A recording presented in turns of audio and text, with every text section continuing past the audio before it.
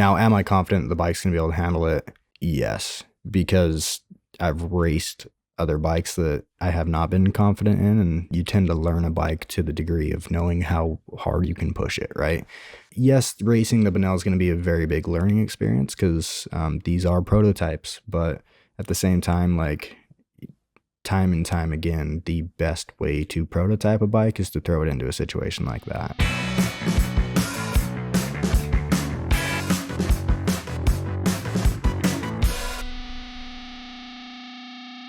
All right, Mr. Brett Baldwin. I know this is round 2. First time was my fault. This time is your fault. But we were able to get it worked out, man. Welcome to the podcast. Thanks, man. Yeah. No, stoked to be here. Yeah, dude. Well, listen, I think like we started the other day, to me, you're an enigma, right? There is a lot of what everyone sees, a lot of the work that you do that everyone loves and everyone consumes from the content side. Then there's this other piece of you that is evident exists, but people don't necessarily know the story behind like the moto side of you. It's obvious because you rip on a dirt bike and all the videos, and you make every single the best riders make every single bike look good. So no matter what you're riding, it's like, man, that bike is sick, and it might not be that great, but like it's part of just what you do. So what I wanted to do first is kind of before we get into, we were just at the AIM Expo. We saw a bunch of new stuff together. We are involved in a bunch of crap, and there's a lot of stuff that I'd like to talk about. But first, I want the information on you. Like, when did you start riding? How did moto become such a big part of your life? When the heck did you pick up a camera and decide to make that a career alongside moto? Like, what are your goals for 2026? Obviously, I know racing is always going to be in your pedigree. So I'm curious about like what that side of you is like, and where did it start for you? No, that's cool, man. Yeah, I appreciate the you kind of pulling it towards that because, like you said, everybody only sees the post work, what's been done, not really everything behind that. And it's a lot, man. I mean, I know that you guys know this just as much as I do. It's a lot of work to kind of create that post and, make everything happen the right way. So for me, it all began at the ripe age of 2 years old. Dad tossed me on a dirt bike, and, my first thing that I did was the dirt little PW50 with training wheels, ran it straight into a garbage can. I think that defined the rest of my career. No, just kidding. Trash. Yeah, no, I mean, yeah, so I just kind of grew up riding moto and just racing locally, like pushing it. And, I around, I think, 8 years old or so, my dad created a really awesome track in our backyard. We had about an acre of property. He ended up taking it to like a professional level of arena cross. And I kind of got started just really liking that style of things, kind of, peaky jumps, really tight, not so much super fast pace like motocross is, but more like technical. Kind of learned that pretty quickly. And then about 13 years old, got pretty injured, ended up overshooting a finish line jump, landing completely flat from some odd 15, 20 feet high, broke my leg in half, and had to get 4 years of surgeries done after that. So it was kind of kicked me right off the bike. Around that time, lost, all the sponsors. I mean, if you're not riding, you're not, the companies aren't going to back you. And that's kind of how that went. Ended up going to college after graduating high school. And then about a year and a half into college, man, I was like, what am I doing here? You feel like you kind of lose your way in a sense of grew up doing something your entire life, have a passion behind it, and then have no way to get back to it. So, luckily had some roommates around then that were all riding mountain bikes, and, thought that was kind of fun to try. It's a cheaper way to get back on 2 wheels, and, ended up going and buying a bike and realizing like a lot of the skill kind of transferred over quick. So, about a year after riding the bike, I dropped out of college because I was like, I love this. This is what I want to do. This is the only thing that I've been passionate and fired up about. So dropped out, started, trying to race. So, working as much as you can to make the money to make it to the race weekends and keep your bike in check and everything like that. And, I was never racing any fancy rigs like the pros were, but, I quickly worked my way up to that professional level and realized that the mountain bike industry is super niche, super hard to get into that kind of top tier level of things. Even if you have the speed, you have to know the people. Yeah.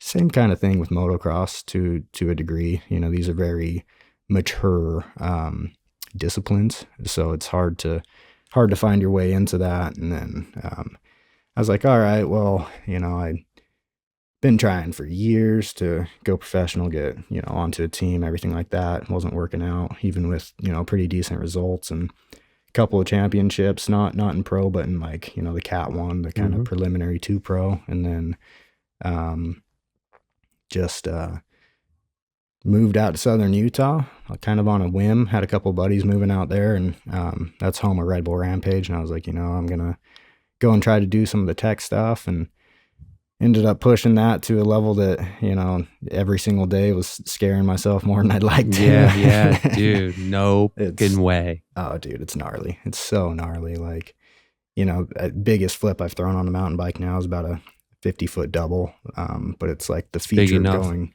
big enough for sure. The feature going into it that's scarier than the freaking jump and the flip, though, because it's like you're dropping off of a literal cliff to get the speed to hit something like that. So it's pretty crazy the level that those boys go. But ended up meeting a really cool buddy, Reed Boggs, and he actually had a Sur-on at the time.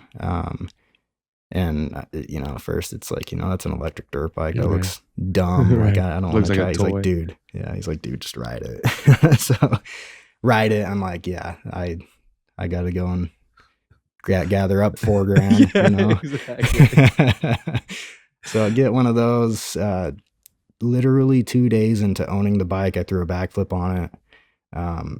Landed it just fine, but upon landing, just blew out the fork in the shock. Yeah. And, well, that sounds about right. That sounds about right? Do that, and I was like, well, crap. Like, I love this thing. I want to keep figuring it out. And I remember just sitting on my buddy's couch and being like, you know, nobody else is pushing these kind of bikes right now.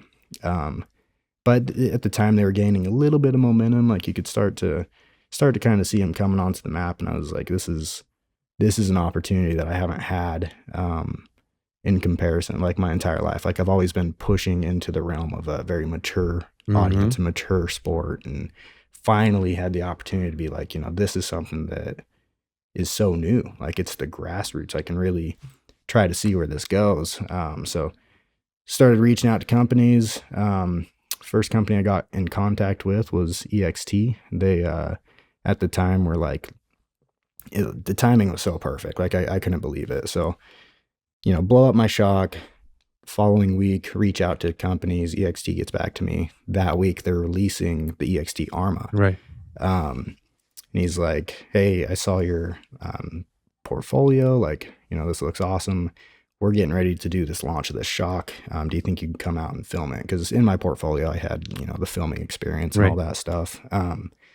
So come out to film it. And sure enough, like, Charge Cycle Works is the company coming to present this shock. And I'm like, no way. I had no idea that.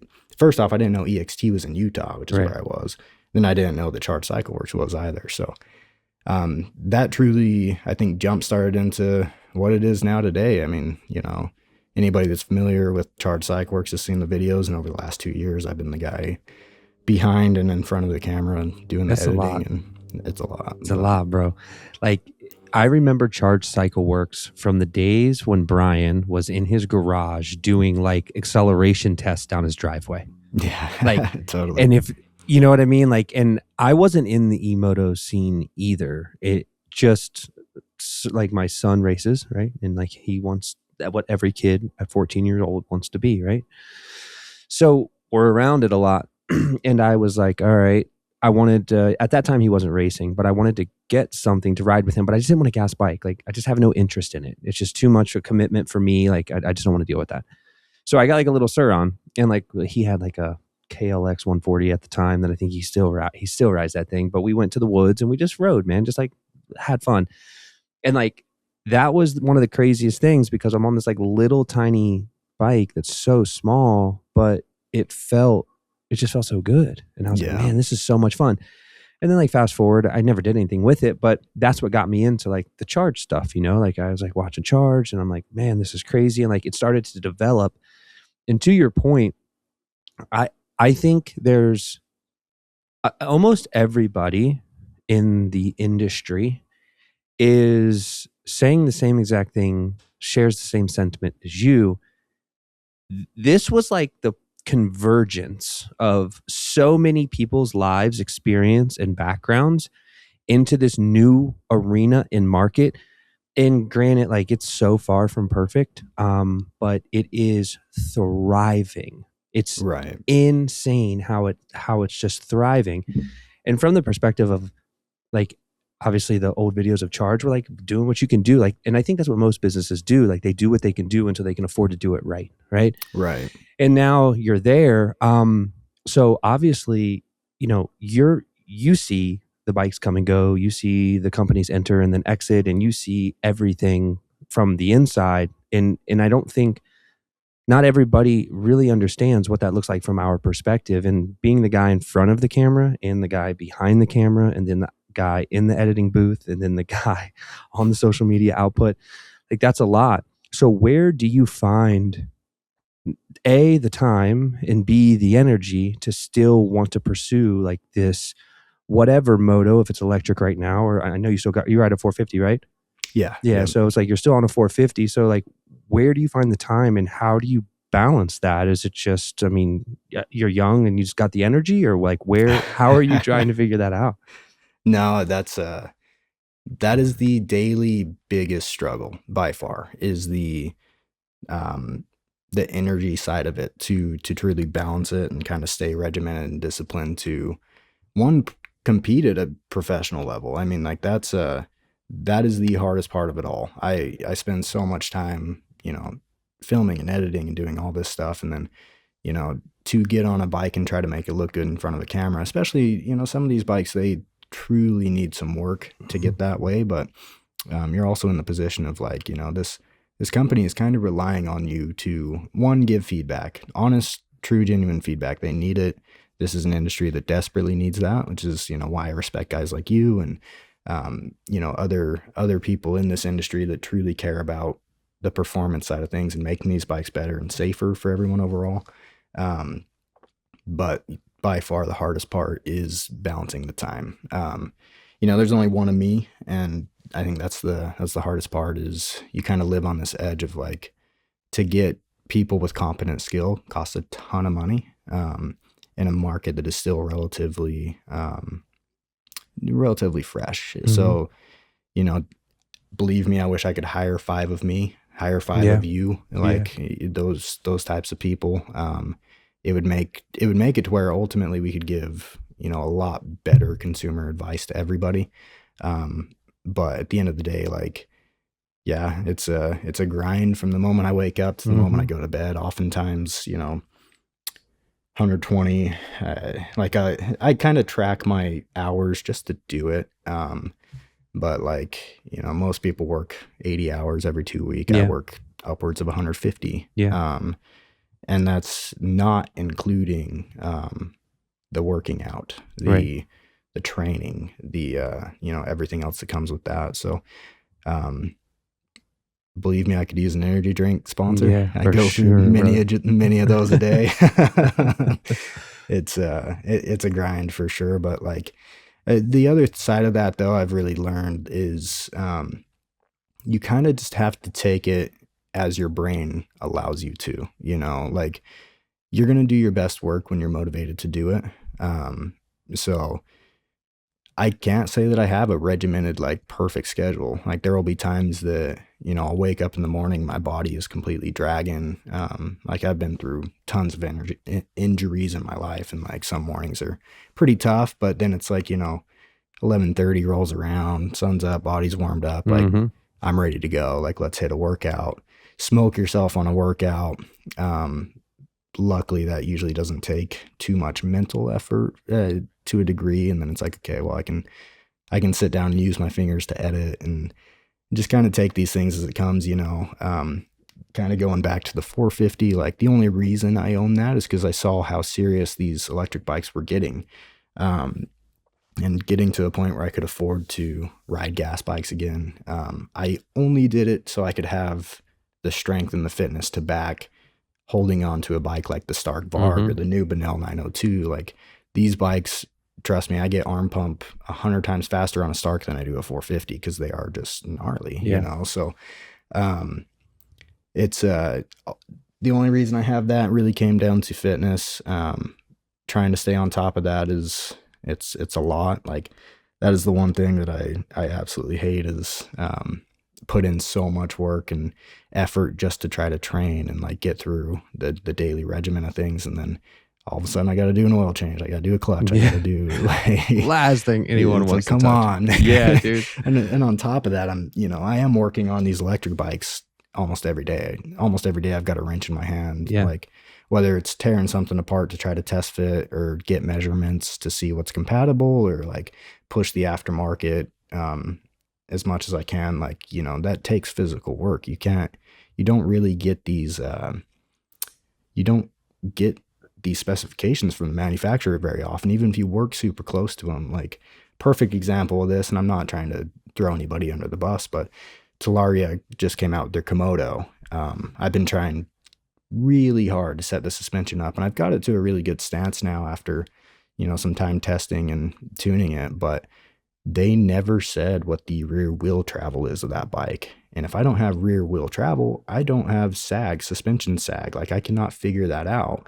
So I have to physically pull apart this bike and take the measurements to try to get these numbers. And it's like, it's those types of things that, like you said, this industry isn't perfect. There's a lot of things that these manufacturers don't even understand or very needed things for the professional level rider or the professional level mechanic even to set up a bike properly. So it's a lot though. I mean, they, believe me, if I had the secret to balancing time, I would give it to you, but Okay. I'm looking for it. Well, I think so. Then how do you, before we go down the rabbit hole of companies and manufacturers and all that, because I think we both probably have a lot to say, but how do you work your moto training into that? Like, do you consider, I don't know if this even makes sense. Like, do you consider the time when you're out filming? Like, I mean, it's training to some degree, right? It's not the same training. It's usually a smaller bike and it's lighter for the most part and it's easier to flick around. But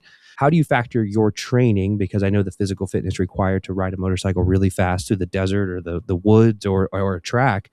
How do you make sure that you're hitting those marks so you don't go crazy?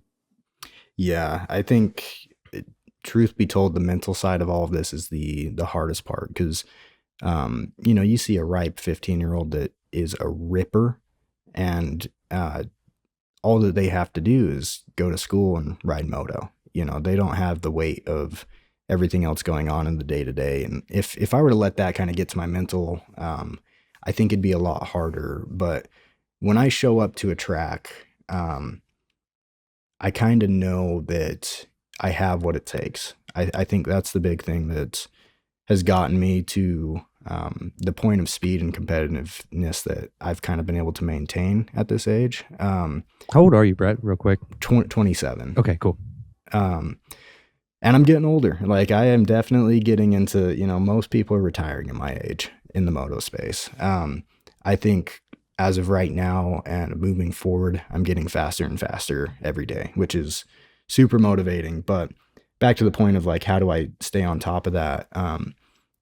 It really, as much as I don't like the Monday through Friday kind of schedule of things, I've really had to force myself into, okay, this is my filming and editing window. I'll try to get fitness throughout the week just to keep consistency, like in the gym and stuff like that. But the weekends are for training. Saturday, Sunday, I am out there abusing my body, just pushing it to that limit. I've got, I don't have any cameras on. I'm not focused on anything other than me and pushing myself on that bike. I think that's the only way that I've been able to stay on top of it.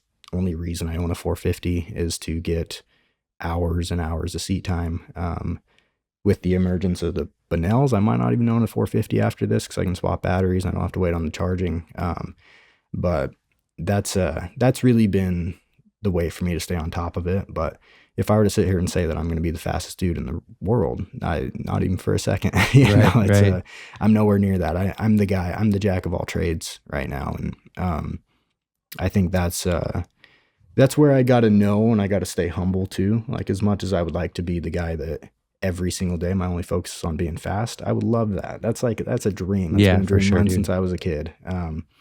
But I'll take the victories when I get them, and it's we are in a very cool era of time that is grassroots, and the fastest pro moto guys haven't come over to it, so I Yeah, can stay still and some be time. competitive. Yeah, Yeah. yeah. So I think that's cool, but like that doesn't change the fact that I absolutely am trying to get as fast as I possibly can, just for myself, man. I mean, that's all it is. Like, I want to be that way, and um, it's yeah, that's what it comes down to, is just the mental more than anything, is what keeps me motivated. Like, I don't want to be the guy that's on camera that's slow. Like, Brother, I don't, preach. it's tough. It's tough to like give consumer advice on a daily basis, and then they say that you're a bad rider. Well, you Like, also have to. It's authority, right? You have to have in anything.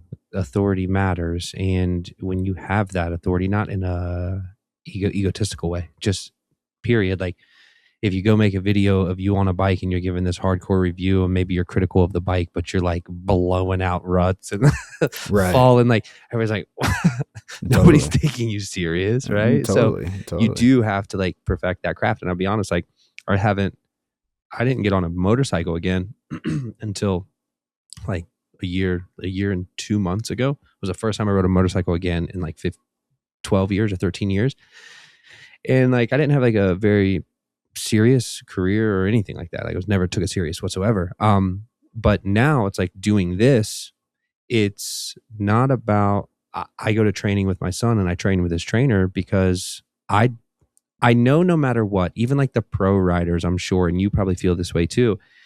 When you see yourself on a video, you're like, I fucking suck, dude. Like that's brutal. And it's like my body position shit. And like to the untrained eye, like it's like, oh man, that picture's dope. But it's like, yeah, look at my fucking arms though, dude. They're like, Right, yeah, you're like tucked in, yeah. yeah, yeah. So it's like, fuck, man. So, but I think like for me, it's like, I just want to be faster. I'm never gonna be the fastest. I don't even give a shit. Like it keeps me fit, keeps me in shape, keeps me with my kids, keeps me with my family, keeps me doing business. Like I get to meet the coolest fucking people have come of this, and that's what I think. For me, that's my motivator, right? It's just like let's push this as far as we can. But I get your point, and I think we all, especially when you're across so many different platforms, right? Like we're doing so many different bikes every single Mhm. day. And I will say, your videos, dude, like just the time it takes to learn all the information, be able to recite the information, be able to remember it, talk about all the shocks that fit. Like we can, I know you definitely can, and I am starting to be able to this way where I can like look at a bike like geometry is like that. A Surround shock will probably work for that. Like I might have to do some things, but I don't know. But like you have to just figure it all out, and not only figure it all out, then you got to remember the numbers, and then you got to present the information in a way that's like digestible, and you do a great freaking job at it. And I know it's not easy, and those 10 to 14 minute videos every single week take a week, like Yeah. maybe not a whole week, but it takes a big Oh, it's portion a of a lot, week yeah. to get that video done, get it done, get the thumbnail, get the description, get the links, tag the products, right? Like, Yeah. and then boom, finally you can deliver it. And like, oh, Saturday you breathe. And then Monday you're right Right, back at it. You know what I mean? Like right. it's a lot. So what have you seen? Like, you've been doing it longer than me. You've been in the moto scene for longer than me. Now that these electric bikes, we all started with Surron, everybody started with that. And here we are today with the Bonnell sitting behind you. Where do you see this going in the next 5 years? Like your personal take on it? Oh, man, such a good question. So I think battery technology is what's gonna really define where it goes from here.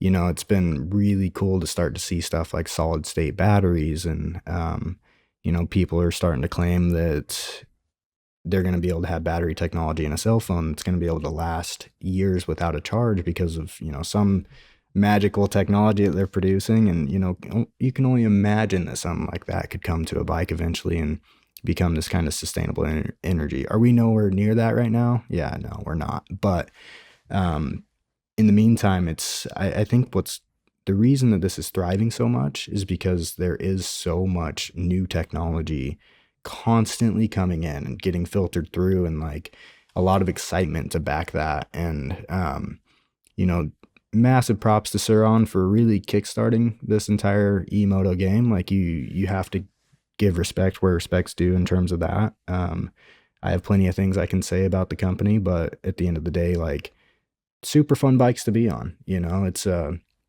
really cool. Like the Ultra B, the mid-size segment, I think has become by far my favorite segment because you're on a light, playful bike that's very, very capable and getting more and more capable day by day. But for the industry as a whole, I think people really like it just because it's so accessible. Like you mentioned earlier with your kid, like you don't want to have a gas bike. You don't want to deal with I that. don't want to You want to hear get it. out there. I don't want to hear another Totally. two-stroke ever. I don't want to hear it warm up. I don't want to hear it race. I don't want to I don't want to hear it. I hate And it. I'm a diehard moto guy. I always have been. Like, trust me, I love riding a two-stroke. Yeah. Hate dealing with them. Yeah. Oh hate God, hate dude. tuning them. Hate jetting them. Hate all of it. Clutches and top ends, brother. Like, oh, dude, It's like 3/4 of our savings account. Don't even get me started. But I think that's like, you know, just to kind of loop things back, the this industry is truly changing every single day. So for me to predict where we're going to be in 5 years, I have no idea. But if you look at technology over the last 5 years, how far it's come, it's not going to stop. You know, No. it's going to just keep pushing super hard. Well, where do you think then, because this is always like a fun thing that I like to talk to people about, where do you think in 5 years pro motocross and pro supercross will be? Because that, I think, that is quite literally the tipping point for the industry when things change forever. I was talking to Cohen's trainer yesterday when we were out in the desert, and he was just like, you know, back in the day, because he raced pro supercross and motocross, and he was like, I remember when the 2-strokes and the 4-stroke dilemma, and everybody was against it, right? He's like, it's the same thing. And now I don't think like Electric's going to take over, but I do believe it's going to play a major part in the progression of the sport, right? Because kids can't ride gas bikes like they used to, you know, blah blah blah. But where do you think that's going to be? Like, what do you think it's going to take for that to like finally topple, and for us to be in a position where like these bikes are in pro races? Yeah, well, we just saw World Supercross introduce the Stark, right? Personally, and this might be a weird statement coming from me. I don't want to see electric dirt bikes racing gas dirt bikes. It is dangerous. For sure. Flat out, it's dangerous. I've raced plenty of times on an electric bike and vice versa, you know. And it's quite dangerous. An electric versus electric race, you can hear them same way you can a gas bike versus a gas bike. Yeah. However, you mix the two, you can't hear anything. Now, should that be the thing that stops them from racing together? I don't know. I mean, you look at there's deaf motocross athletes out there that are absolutely ridiculously fast, and they don't have to rely on noise. Right. But at the same time, like there are a lot of advantages and disadvantages that come from racing an electric bike versus a gas bike. You know, I mean, I can drop some odd 6 seconds off of my 450 lap time on an electric bike, but then you take it to the flip end of things, and I can't go and race these big endurance events, and I can't do certain things along those lines. So the way that I like to see it is more time opening up during the broadcast, or even making it a 2-day event where a 2-day broadcast that allows for an additional class. Right. I don't think that's ever going to happen until the Japanese manufacturers step in. You know, they truly pull a lot more.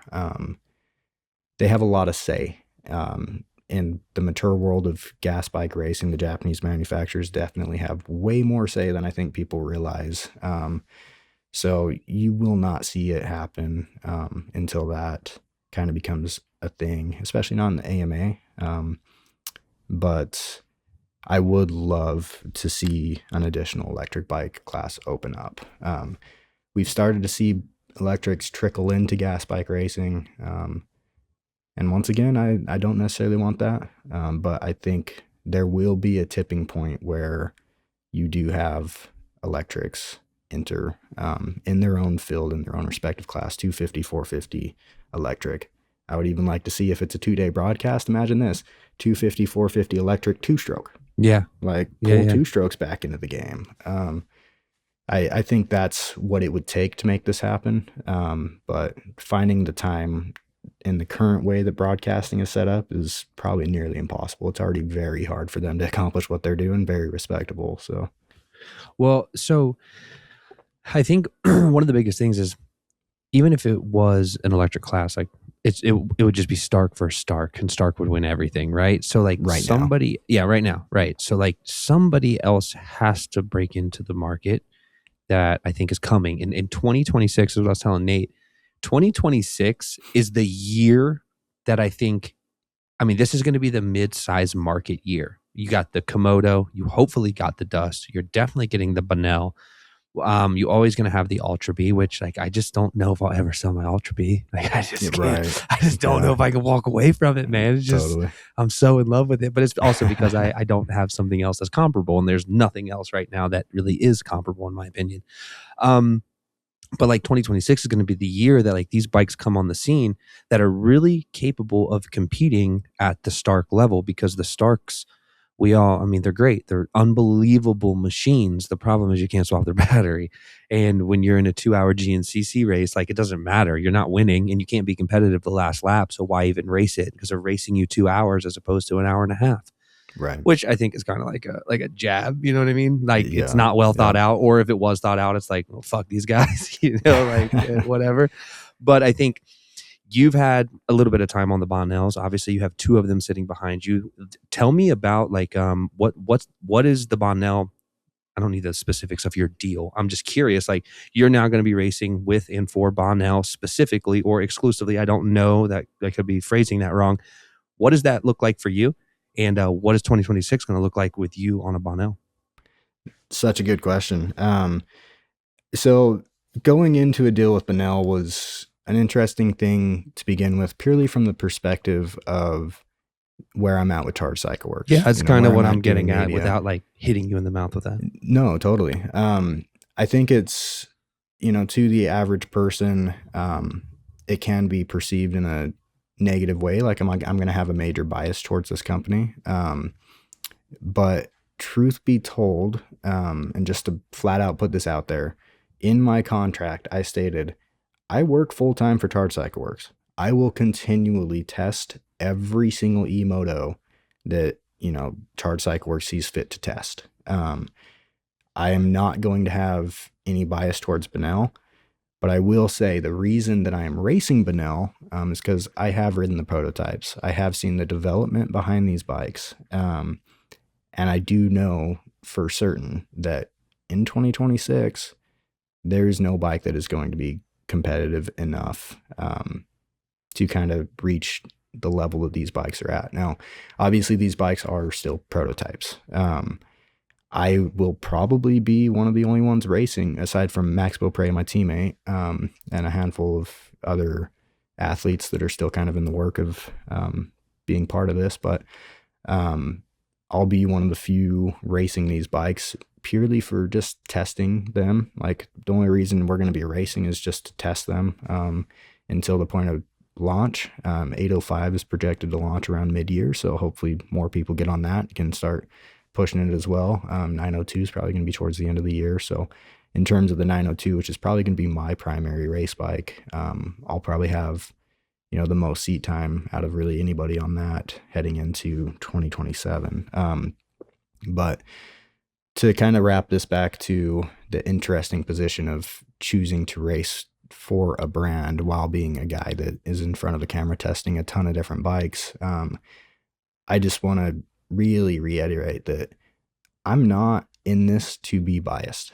I'm in this to be truthful about about everything. And, Banell is a company that's confident enough in their technology and their engineering to back my opinion on whatever I have on any bike out there. So I will say it how it is. I always have been that way.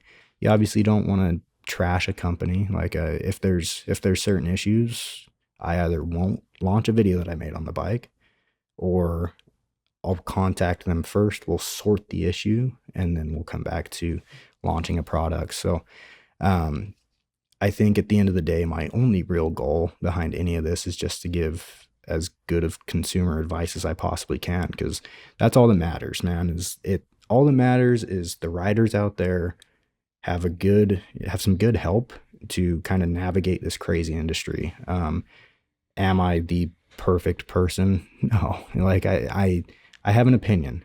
Everybody has an opinion. Things that work for me might not work for somebody else. I'm a 150-pound rider, like my suspension settings are going to be drastically different from somebody that's even 175 pounds. Like there's a lot of ways you got to navigate this, but there's a lot of ways you can also educate people to find their own solution to whatever they need, So, I think if anything, being part of Banell is going to help me give better advice. Sorry if you just heard a horn. That's okay. My dogs are going to bark at some point, bro. You're good. I think if anything, being a part of Banell is going to help me to give better consumer advice, because I can now see the inner workings of what it takes to make a machine into what it is, So, it's a very cool position to be in. I really hope that people don't take it as a biased standpoint, because I'm just racing for this company because I truly trust their product. Even though it's like frustrating that we seem to find ourselves in the same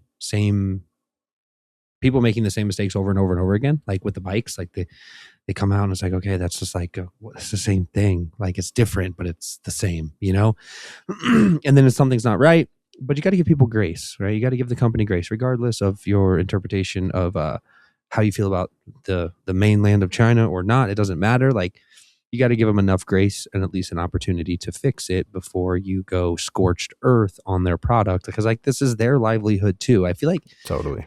There's this mental separation that gets created between like Americans and Chinese or whatever, and people are like, well, like they're just Chinese. Like, yeah, but like they gotta feed their kids, bro. Like you don't really know what's going on, and like there's a lot of bikes that come out and that we all ride, and the luxury we have is riding all these bikes, and we get to feel the really, really bad ones, and then when you get something that's like, okay, like I can do this, like this isn't bad, like. The bars suck, why do they all use the same handlebars? Why are they all silicone grips? Like, I mean, guys, this is silly stuff, but we're going to change it anyways. And I think that's probably their thought process. Like, you're going to change them anyway. So like, you're going to get the cheapest shit we can find. I mean, but you got to respect the price point that these guys can reach, because that's insane. I mean, to be able to ride a dirt bike at price points like this is crazy. Now that absolutely comes with sometimes bad manufacturing decisions, other times really fun, awesome bikes, so it is really cool. And at the same time, for people like me and you, those types of things are exciting, because it's like, well, I just tested this bike and these small little tweaks that I can make to it are going to make this thing a lot of fun. And I think that's like, I love that. I love the tinkering, and I love the doing that. And at the end of the day, that's the type of thing that an owner of that bike would appreciate more information on, that comes from experience. So, it's such it is a really exciting industry. Sometimes you're like, why are they making this decision? Like, why the fuck is it a 16, a 16, 17? Yeah, what are we doing? Like, come on, I don't guys. need another one of these. Yeah. But at the same time, then you watch on the bikes that are successful, the aftermarket catch up, and you're like, this is cool. Yeah. You're like scrolling Instagram, and a ton of people have their own custom build because they made the bike into what they want. And like, that's super exciting, man. Like, there is no, you take any gas bike and like people can put trick parts on them, but you're not really changing much. No. Like you're tuning suspension, maybe adding some horsepower, adding some bling, but these little bikes, you can change so much, Yeah. So it's quite interesting. And the Bonnells, I think, they're very, very highly professional. There's not gonna be much you're gonna have to change. So that's in a way not exciting. Yeah. Well, I think that's the natural progression of the market has to go there. Right? Because what you just said is on these Japanese bikes, like you can do this, you can do that, but realistically, it's a Yamaha, it's a YZ250F, and it's got the same color plastics and got a different graphics kit. Maybe somebody's got some X trig on it, whatever. You're running a scoop, like that's it, and that's where the industry is eventually going to go for like the professional level and like really good bikes.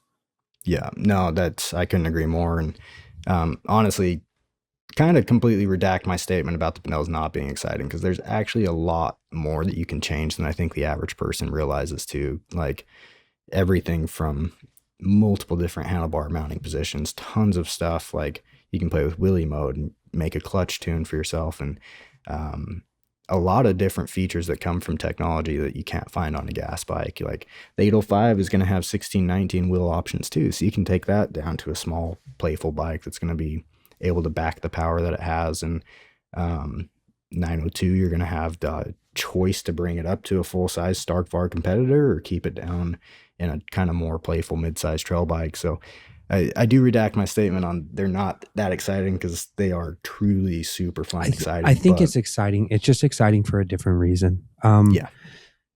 You more than me, but even me from time to time, you've been doing this Chinese dirt bike thing for a while, right? It's giving you life. You know what I mean? Like at the end of the day, it's super cool. But Yeah.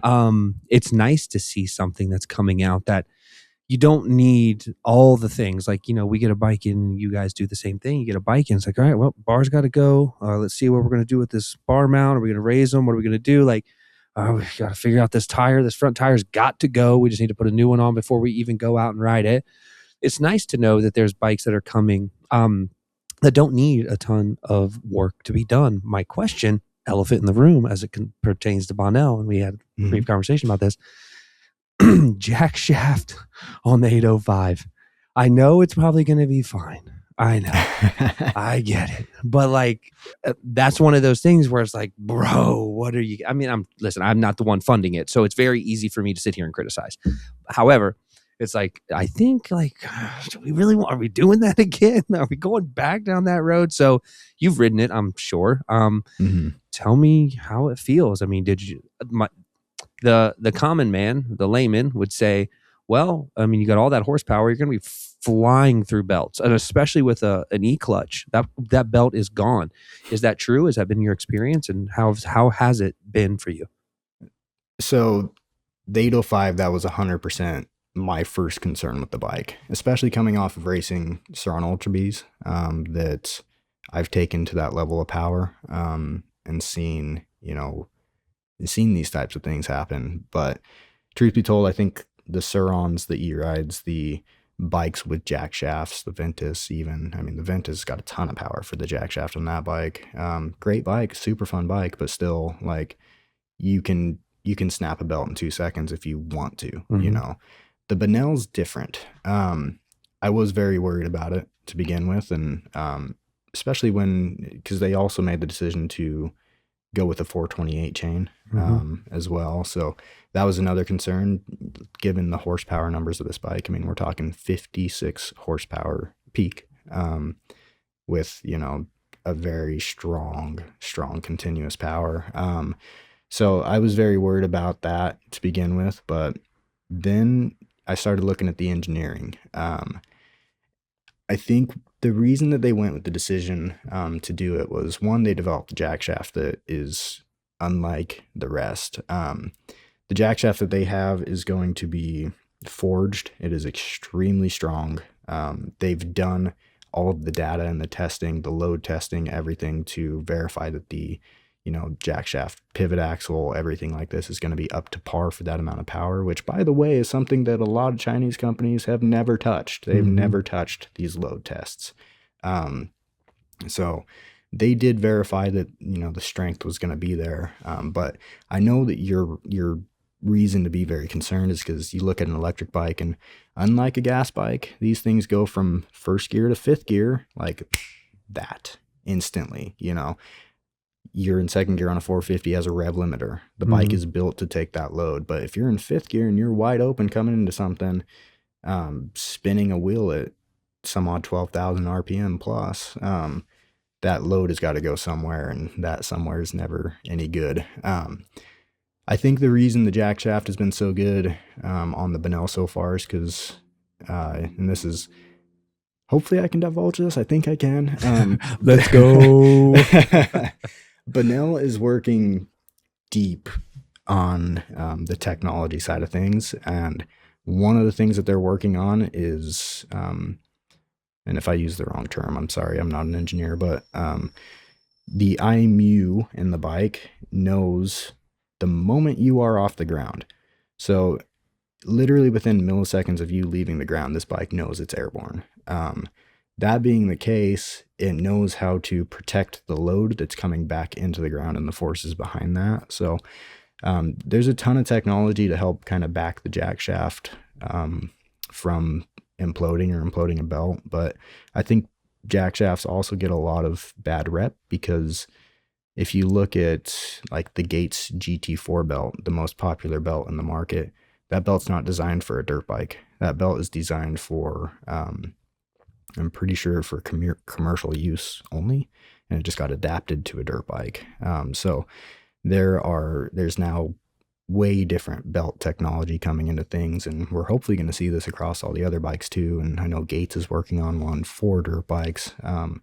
Belt technology has come such a long way that they're extremely strong and robust. And beyond that point, like, this is going to be super adjustable. If you don't want a belt on that bike, easy. You can slap on a 428. You can slap on a 520. You can do the same thing to the other side. Take it up to a 520. Sure, it makes more noise, but it is extremely strong, and the whole bike is kind of engineered around that strength, and even has technology to back that within the controller. So as much of a concern as it was to begin with, after testing and hounding on the bike so far, and much more testing to come before these bikes release, I think the world's going to be surprised at how good it actually is. Mm-hmm. Okay, let's talk AIM Expo.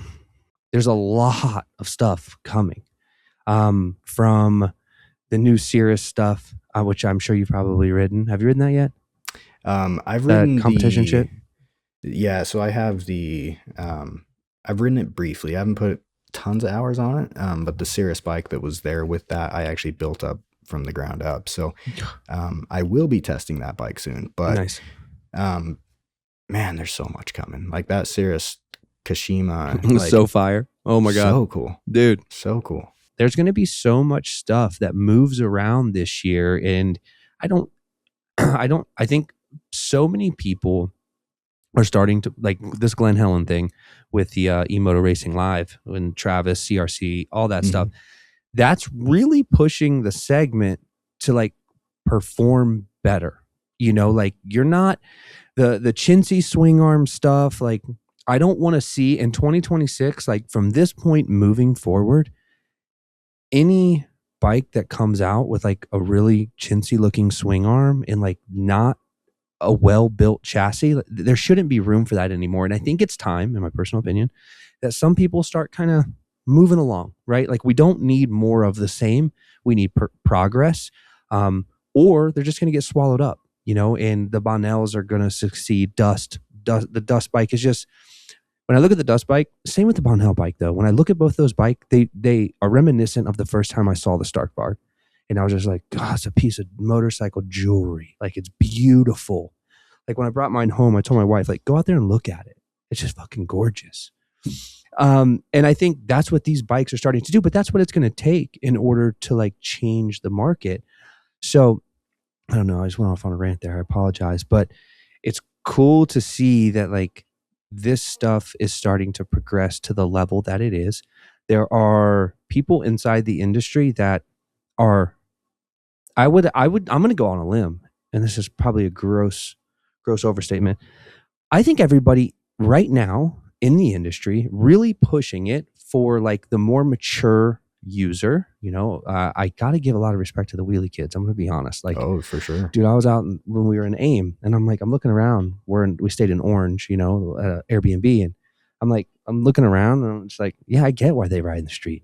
Like, what the fuck else are they gonna ride? Right. What else? Dude, what other options do they have?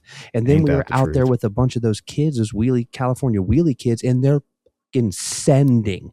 Throwing and I'm like, down. Totally. Bro, I have like a whole new respect for that. But that person, that rider, that kind of rider is what's going to continue to push the market forward. Mm-hmm. So it's like I see a lot coming, and it's going to be different in 2026. I really think that the spawn of racing, these bikes, has really started, And I think it's only going to carry on. When you're racing the Glen Helen races, what are you going to be racing? Are you going to be going to the end of January race? And if so, like, what are you racing? I don't think that I'll be making that one, purely just because of the focus that I've got on if I'm going to be racing, it's probably going to be on a Banell. I do love that series. I think it's awesome what Travis is doing. I would like to kind of see these tracks, however, cater more towards the E-Moto side, and Glen Helen just isn't that way. Travis is trying his hardest to make that track as good as possible, but dude, it is wide open. When I raced it on my Ultra B, I was wicked at all times, and my Ultra B is, it's not slow. Right. It's a fast bike, but Do you still have that one? Or did you end up selling it? No, I ended up selling that one, but I've got a replica that's the red one. So same. Problems. Garage space issues. Oh, dude, you have no idea. If I were to turn my camera right now, dude, I am like packed in with bikes this way. I got a Hyper B and the RTR right here. Like I got no space. Sorry, looping back. Yeah. So I don't think that I'll be racing that. I'm kind of trying to shift my focus racing wise a little bit towards endurance racing. Are you going to do like GNCC stuff? I think so. So Dude, the West Coast. Is there a good West Coast scene for GNCC? Yeah, it's great. No, actually, it's called the Works series, which is essentially the same thing. They just introduced a E-Moto class. So doesn't that start like now? Like now, yeah, it does. Oh, so I'll probably miss the first or second round, but hopefully March I'll really start picking back up on racing. So that'll be interesting. Like that's exciting. Are they still putting us in the 2-hour class, bro? No, no. They. So it's just going to be like, are they going to let Electrix go? Okay, well, if you come to the East Coast, brother, let me tell you something. It's a 2-hour class, and you better have 4 batteries. Because like there's no way to do it. Like I can do it. I can do it. You, my friend, can't do it. You're too fast. I can make it work on 2 batteries. But that's cool though. So a 50-minute like woods loop, is that what it's going to be? Like kind of what's their setup?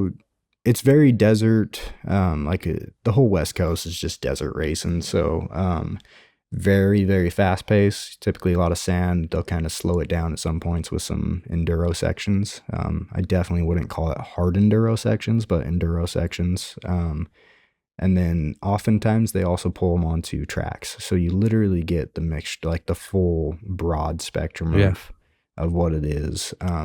It's cool that they're doing a 50-minute class. I kind of wish they weren't, just because I am on a Banell this year. And now you have the support, capacity and batteries. Yeah, like you have all the things you need. Right, but that will be exciting to come East Coast. I'm sure I'll join you boys over there quite a bit for that. But I'm gonna race TKO. TKO is a rough subject for me, man. Is it? Rough Why? Subject. I don't know the story. Is if there is one. I don't know that I'd call it much of a story, but it's like, to be a guy that races for speed and then gets put into the woods, like I can do it decently competitive, but it's a really tough mental game for me more than anything. Like I struggle with low speed grinding. Like it just isn't fun. And if I'm not having fun, it's tough. Plus I almost always have bike issues during hard enduro. Probably because I don't have enough finesse for it, like some people do. Yeah, I don't know. Probably just going too fast. Yeah, I think I push. Yeah, exactly. Like I'll push it too far sometimes, but at the same time, that's why we got Max Beaupre on the team. So you let that little fucking psycho go run his body into the ground. It's so fun riding with that guy. God, he's a psychopath, dude. Totally. Yeah. But that's like, I think that's what I don't know who I was talking to. I don't remember. But like the translation of like people who race woods go to, if you just like race woods, you grow up riding in the trails and whatever, and you just race woods, like, and you try to take that to the track, like the translation doesn't really exist. Yeah. The coming from the track though, a lot of that transfers because like in the woods, unless you're training in the woods and you have like a trainer and you're like that whole thing, like you're not getting like particular information from somebody from like, okay, no, like you need to be further up, your leg needs to be this way, like you got to get that outside elbow up, whatever it is. because you're riding a trail, like nobody's there to like watch you, right? So like I Yep. feel like all of the very particular mechanics of racing on a motocross track play so well to people who then go race the woods, but like that doesn't flip. And I think I think there's going to be, I don't know that the TKO event is probably, I haven't ridden it. I'm sure it's hard. I'm sure it sucks. I'm sure it sucks really, really bad.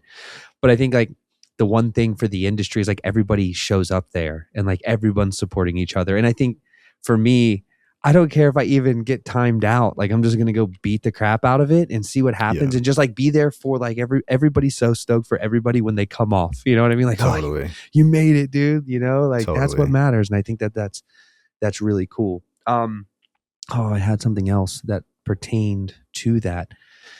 So will this be the desert racing stuff?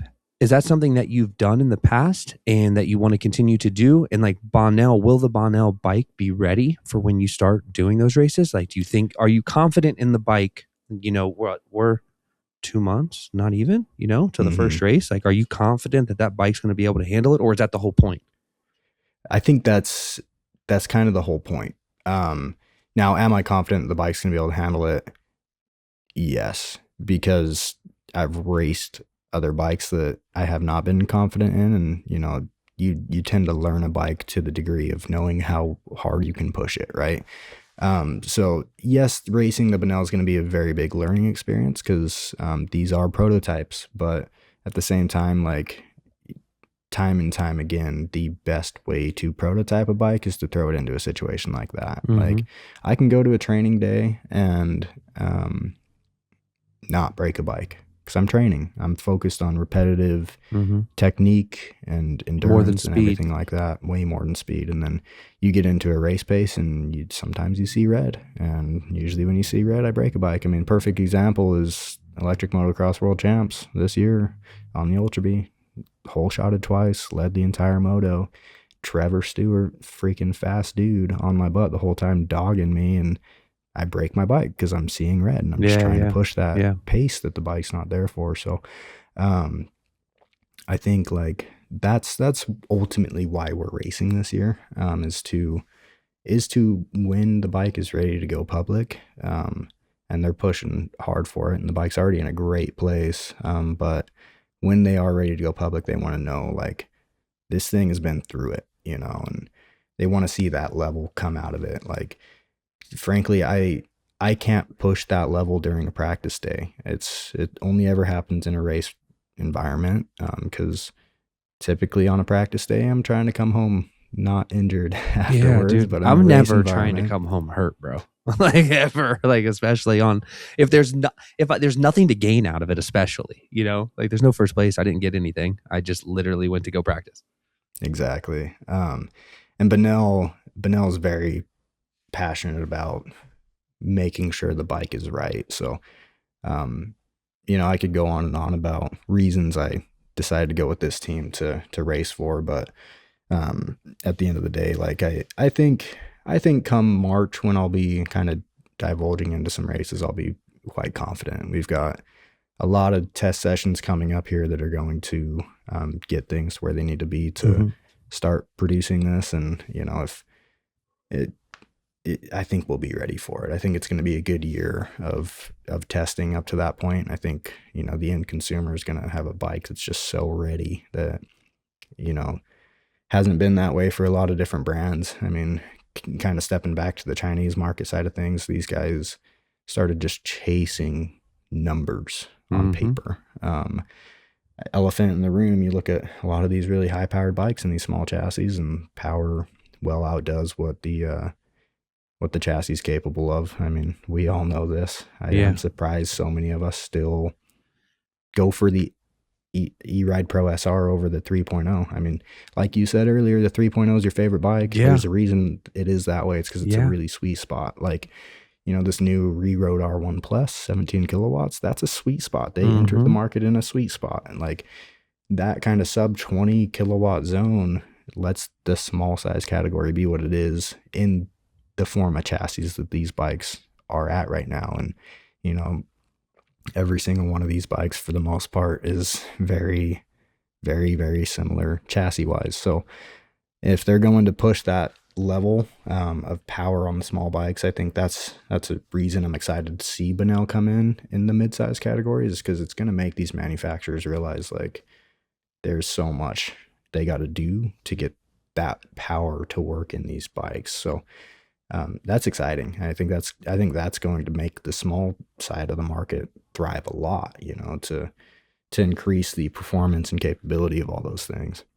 I have one more question before I let you go, and I know it's getting late, probably for both of us. If you had to choose one small E-Moto, only one, you can make whatever changes you want, but it has to be the Ooh, small size. What yeah. would you pick in 2026 today? Holy crap! What a question. Looking at the parts coming in 2026, aftermarket wise, um, I think you'd be kind of dumb not to choose one of the E-Ride Pro lineups. And I would probably go with the 3.0, purely based off of I can do all the wheels that I want. I can do all the suspension that I want. Um, Now, I should say, as of right now, there are, tons of suspension options. Mm-hmm. Last year, I wouldn't have picked that bike. Right, There right. wasn't. Wheel options are here. So the full kind of spectrum of what you need, controllers, batteries, motors, it's all there. And it's on a decently robust chassis for what it is. But I'm gonna hit you. I was gonna say I'm gonna hit you with the curveball, but no, I'm going back to the E-Ride Pro. I'm gonna choose the E-Ride Pro 3.0 as the bike that I would go with because of the aftermarket support, and that kind of sweet spot. I might put a controller on it just That's to my make next it. question. Ready? I'm just going to go ahead and lob it. Softball. Yeah. Build it. Tell me what you're going to put on it. I'm gonna do suspension. First things first. Every bike I touch, suspension wheels. That's Where are like, you going? What suspension are you putting on? This is a very interesting question for me because I have an opinion on this, and I'd like to get your take. yeah. I do not want to push this bike. Let me caveat the suspension conversation with where I'm trying to end up power wise. Okay. I don't want to push this bike outside of 20 kilowatts. That to me is not where the small size category belongs. I think anything beyond that, you should probably move up to a mid-size bike, or further. So keeping the bike under 20 kilowatts. I would probably do, probably the Tech rear shock. Boy, God, I think I'm going to go with that. I love it. I do like that shock a lot. I love the EXT Arma. I've ridden that shock since, honestly, day one. I do love it. It's a great shock. But like I kind of said, the sweet spot of E-Moto is kind of getting to that 15 to 20 kilowatt zone. I think the Tech is ready to perform on that. For the front fork, not going to go with Tech. I'm not going to go with EXT Faro. I'll probably revert to Cirrus, but I think the general person sees it and they see the weight figures and they're like, man, this thing it's not going to feel like my small size E-Moto does. But dude, that fork enables you to play. It makes it to where you have the confidence. And like, just to throw things into perspective, like the entire front half of your bike is reliant on that structure, Yeah. so it's a lot of force that has to dissipate. And not only that, but when this bike is outdated, that fork is going to be around. Like, that Which thing is going to crazy. they designed it in a way to just bolt it straight onto tons of different platforms. So like that is a very valuable bang for buck thing. I do want to kind of caveat a little bit, like a year ago, I would have chose something along the lines of the E-Ride Pro 2.0, a 12 kilowatt bike. And I really love riding a bike that you kind of milk it for everything it's got. Like, That's why I love the 2.0, man, because like it's not too much, but you have to give it everything that bike has to like make it perform. Like, you got to push it to its limits. You outride the bike on a 2.0. Totally. Where and like it feels like go-kart racing in a way. Yeah.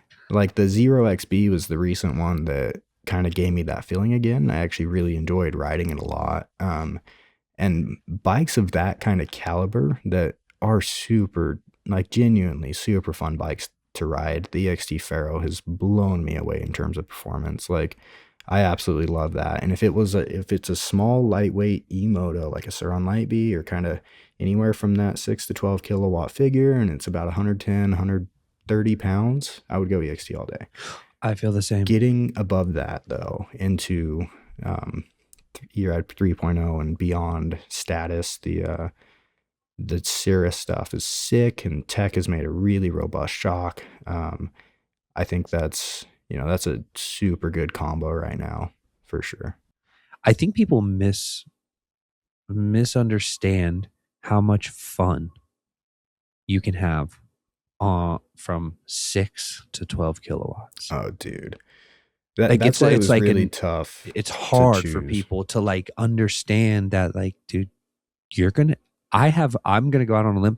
I have the most fun on the 3.0. My SR is really fun too. 2.0, you can ride it until like you're just right on the edge of that bike's ability, and like it feels fun. It's so much fun. And I just don't think people understand that, like, sure, you can have 25 kilowatts or 30 kilowatts in this small frame piss missile, but at that, I'm not sure that that's not the most fun.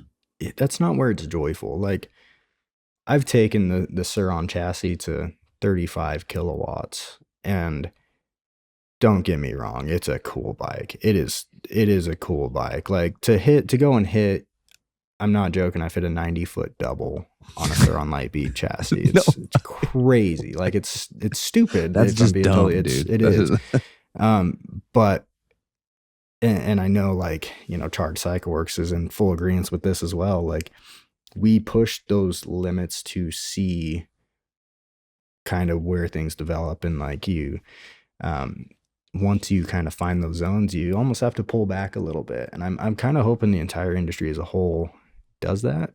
Um, I like when a bike has the overhead, like a Stark Varg. You're never gonna ride it at 80 horsepower unless you're flying up a sand mountain. But it has the overhead, right? Like that's super important. If I'm riding a bike and I'm milking it for everything that it's got at all times, you're really pushing the limits of what that is capable of from a manufacturing standpoint. So I think that's a reason why I like the bike like the Ventus One in particular. Is I have really never ridden that thing at its full potential power wise. I've tried it and it's crazy. It pulls like a freaking It just freight never train. But stops. I just feel like it's never gonna yeah, stop. Like, when's it oh gonna dude, stop? I know. I'm done. When is it gonna stop? Yeah, but having that overhead is cool. So I don't know. Every single chassis, and the reason it took me so long to like think about this is because every bike is so unique in its own way and super fun. Like you're not really gonna be that disappointed on any bike that you get, because especially not a bike that has an aftermarket support behind it, because you can do what you want with it, and that's super cool. I think the reason that like I chose to race with Banell is because I don't have to tinker with any of that. I know the bike's going to perform in a race environment, and it's going to be super fun outside of that environment too, because its capabilities are there. But going back to that small size market, like that is a truly fun market to ride in. Like you want to get the ultimate play bike, dude. Those things are so fun. And And that's I why I'm in think, it. yeah, I mean, I just think that's what's like important for people to remember and to know. Like, you don't need 28 kilowatts to have a good time.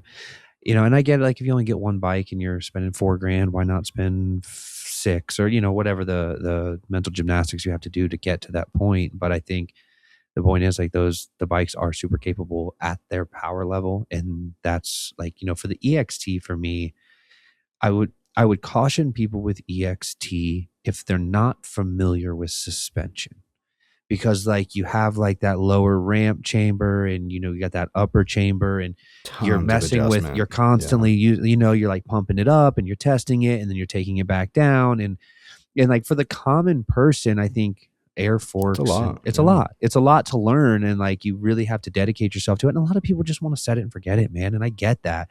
I super think common. Cirrus is like a really great option for that if you have the extra bucks. I think Tech is another really great option for that if you have. And then there's other options that are out there that are also good, and they're fine and they're going to perform. And it really just depends on how hard you're pushing the bike. But it's cool because I think I agree with you on everything, man. Like, the 3.0 is great. Those parts that you picked are good. What would you do for controller?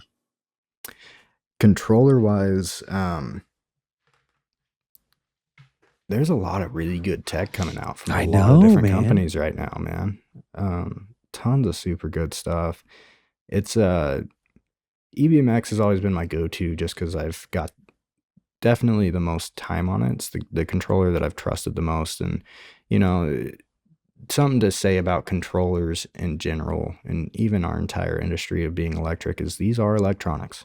Everything has a fault. Every controller that I have ever seen, tested, ridden, there's been a fault at some point or another.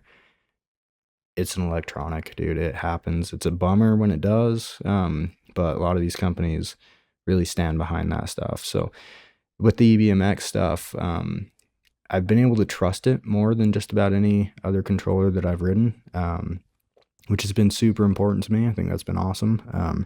Second in line to that, for sure, the VTB Yeah, stuff. They've been yeah. doing a really good job. I think it's been cool to see that. The Torp stuff is good. I think it's under engineered for the power production that it's capable of. But once again, Torp's coming out with a new line of controllers too. Yeah, well, and I think it's good for everybody, man. Like that continues to happen because it's like EBMX drops the new thing, the new joint, and then here comes Right. Ventus, and they got And the then they new keep joint, and pushing and they're just yeah, yeah. pushing Now and they're pushing and fighting each pushing. other. Like that's competition is good for industry and it's great for consumer, or the consumer. But I, it's just so hard in the moment because especially again, like if your bike went down today and your controller went bad, you just get on a different bike, like, but Sure. that's not But that's people's not the freaking reality. reality, like, Totally.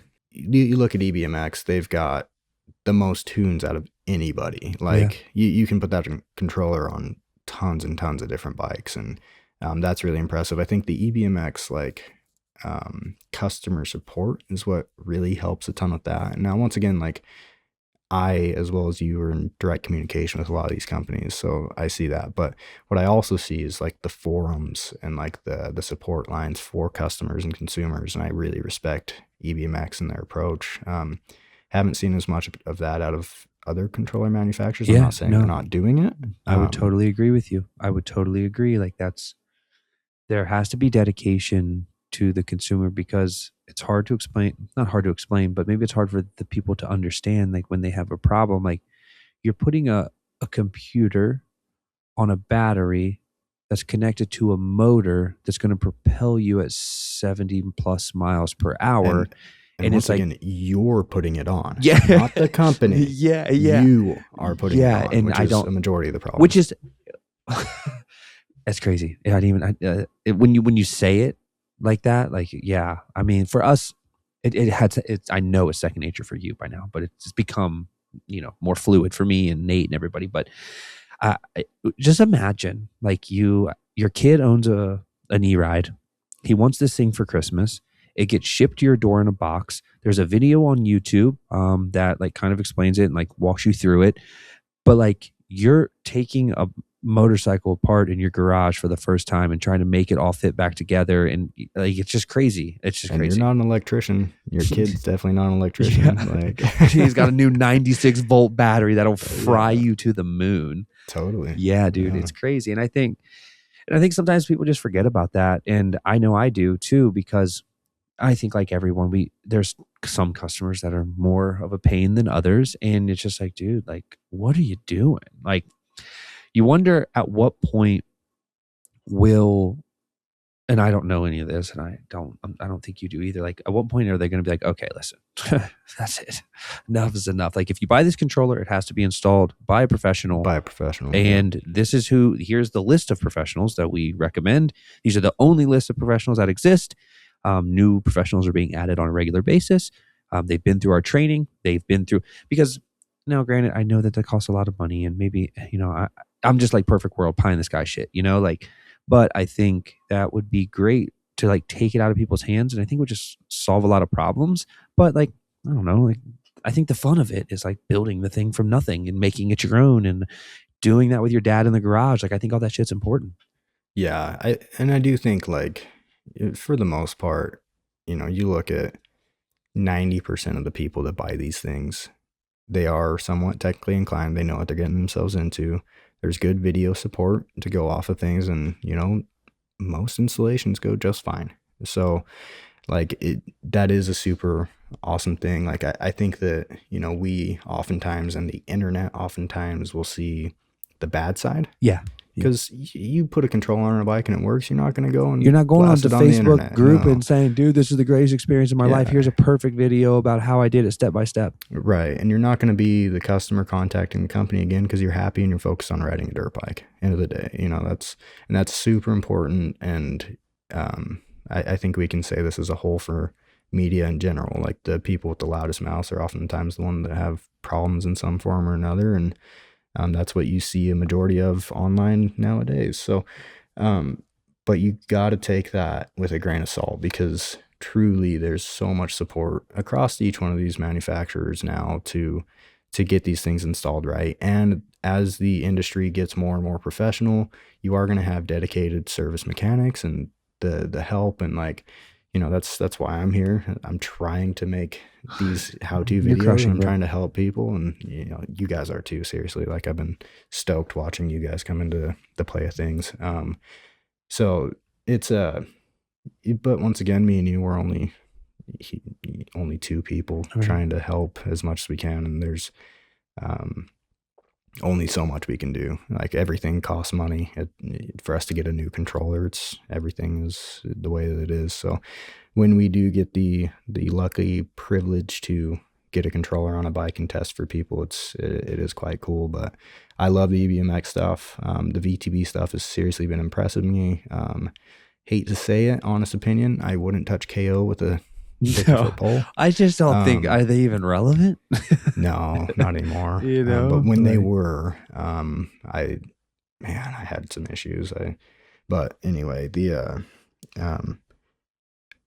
technology side of things in the aftermarket world, and these companies that are doing these things are working their hardest to make these things safe and like manageable for the general consumer to ultimately make their bike fun and the way they want it to be.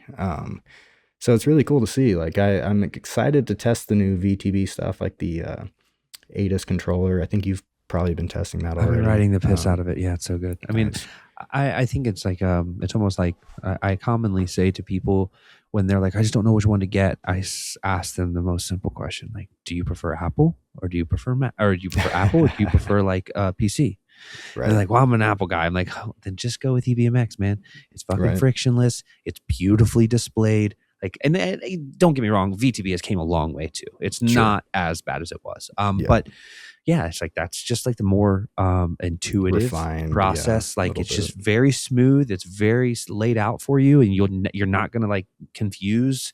Like, there's a lot of weird verbiage that's used on the VTB platform still. That's like, what in the fuck does that even mean? Like, can we just not make this something that everybody like? I have a chart like that I had ChatGPT do for me. Like, okay, what do all these things mean? So like, if I ever get confused, I can just reference it. And like, when somebody calls and because it's like really like power blast. Like, what the fuck is power blast, dude?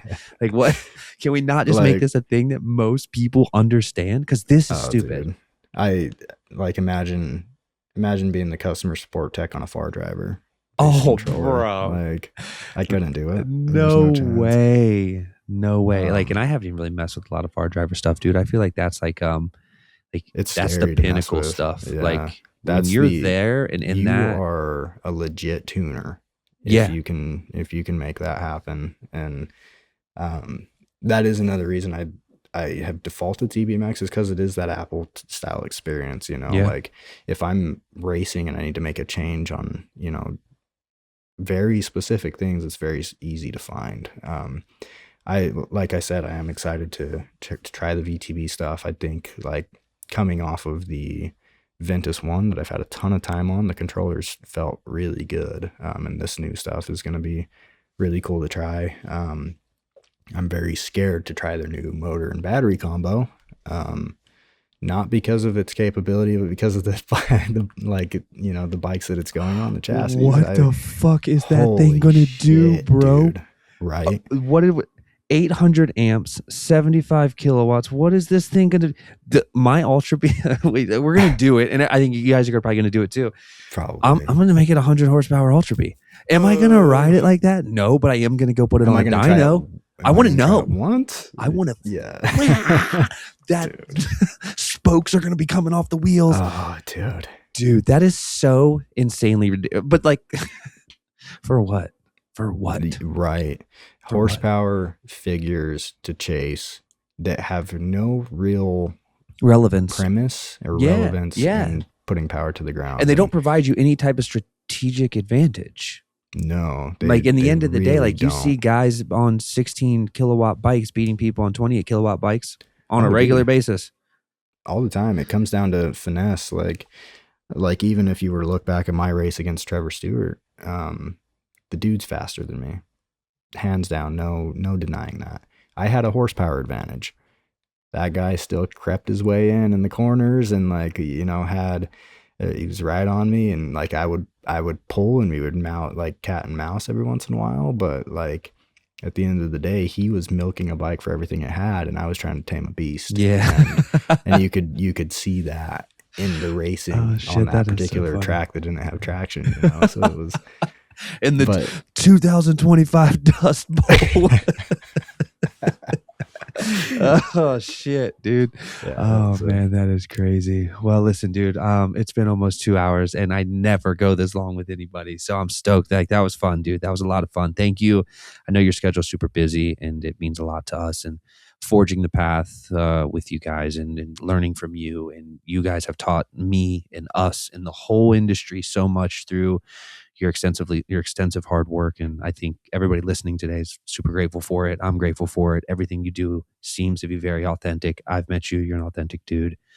And I'm stoked to see where 2026 takes us. And I'm really excited to see where the Bonnell race team takes you, man. So I appreciate ounce of luck, and not that you need same it. thing going back to you guys. Seriously, like, it's been really cool to see. Like, you know, I love the team at Charge. These guys are super genuine. They're in it for the right reasons, which is why I'm still motivated on top of this. But to see players come into the game like you guys who really are in the right headspace, entering it and care about, you know, money's one thing. You have to do it to survive, but that's not why we're here. We're here because we're dirt bike riders, and it's fun, and we truly enjoy it. And that's at the end of the day what I see from you guys as a company too. So it's been super cool. It's been great to meet you. It's good to talk with you guys. And now that you're in Arizona, man, we're not far. I know, brother. And listen, I need some St. George action. Hey, come on down, dude. I got bedrooms. Come stay with me, man. Let's go ride. No, I bet you. And I just need to know where all the good, like, just take me, just like blindfold me and take me to the trail. I don't give a shit. Let's do it, man. All right, brother. Awesome. Thank you so much, man. And I'll see you soon, dude. Later.